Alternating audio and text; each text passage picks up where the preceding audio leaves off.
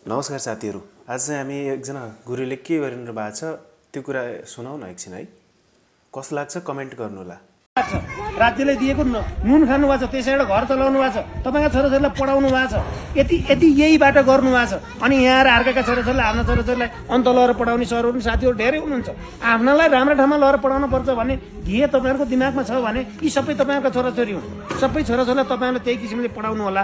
पढाउनु भएन भने है साथी अपराधै लाग्छ है। यो त म त अरू धेरै भन्न चाहिन्न, अपराधै लाग्छ।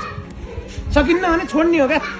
करले जागिर खाँदा छोड्न माग्नु त कसैले भनेको छैन, कसैले भनेको छैन है। यहाँ सकिन्न भने जागिर खुसीले खाएको खुसीले छोड्ने, खुसीले छोड्ने हो। छोडेर हिँड्न पाइन्छ चाँडै। मेरो अझ 2 वर्ष टिचर भएर पढाउने समय अझै थियो, अझ 2 वर्ष बाँकी थियो। 60 हुनलाई 2 वर्ष थियो, म 21 वर्ष छोडेर हिँडेँ त। मैले नसकेर हिँडेँ नि त। 21 वर्ष पढाएपछि म यहाँभन्दा धेरै पढाउन सक्दिनँ। मेरो क्षमताले योभन्दा धेरै पढाउन भन्दा म निस्कँदाखेरि विद्यार्थीलाई फाइदा हुन्छ, विद्यालयलाई फाइदा हुन्छ भने निस्किँ। यहाँ पनि छोड्न पाउनुहुन्छ है।